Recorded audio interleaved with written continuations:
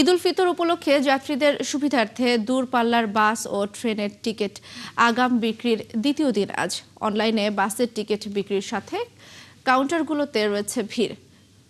বাসের অগ্রিম টিকিটের খবর জানাতে সায়দাবাদে আছেন সহকর্মী সিফাত ফারুকী। বাকি তথ্য জানাতে যুক্ত হচ্ছি তার সঙ্গে। সিফাত, সকাল থেকে আগাম টিকিট বিক্রির কি তথ্য জানতে পেরেছেন আপনি? কোন কোন রুটের টিকিটের চাহিদা আসলে বেশি রয়েছে আমাদেরকে জানাবেন। অবস্থান করছি আমি সায়দাবাদ বাস কাউন্টার এলাকায়। ঈদের অগ্রিম টিকিট বিক্রির যে তথ্য আমরা পেয়েছি এবং গতকাল থেকে যে ঈদের টিকিট বিক্রি করা হয়েছে, ঈদের যে টিকিট বিক্রি হয়েছে, কিন্তু সেই টিকিট বিক্রি আমরা কিন্তু কোনো এখানে সায়দাবাদে কিন্তু দেখা যাচ্ছে না। ঈদের যে টিকিট বিক্রি কিন্তু এখনো হয়নি, এখানে শুরু হয়নি আমরা যেমনটি জানতে পেরেছি। এখানে আসার পর আমাদেরকে যেমনটি জানানো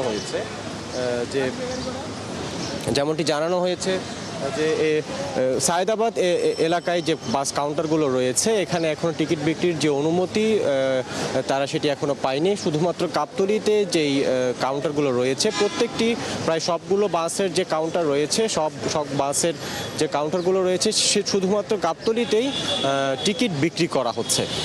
এই সায়দাবাদ এলাকায় আসার পর আমরা যেটি জানতে পেরেছি, এখানে শুধুমাত্র যারা প্রতিদিন যে বাসগুলো ছেড়ে যায়, সেই নন কমিশন যে বাসগুলো, সেই বাসগুলোই শুধুমাত্র ছাড়ছে এবং সেই বাসে করে যে প্রতিদিন যে যাত্রীরা যারা বিভিন্ন জায়গায় যাওয়া আসা করে শুধুমাত্র তারাই যাচ্ছেন।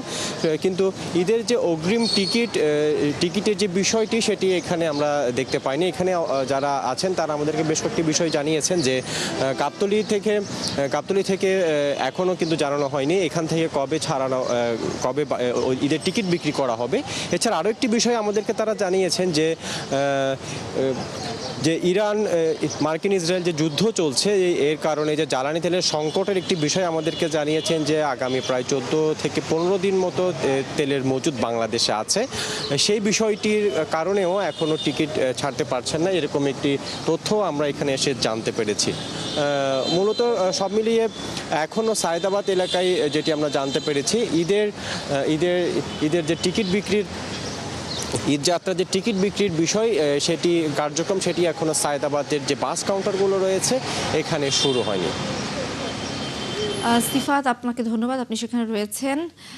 দর্শক, ঈদ উল ফিতর উপলক্ষে সকাল থেকে আগাম টিকিট বিক্রির খবরাখবর জানাচ্ছিলেন সহকর্মী সিফাত।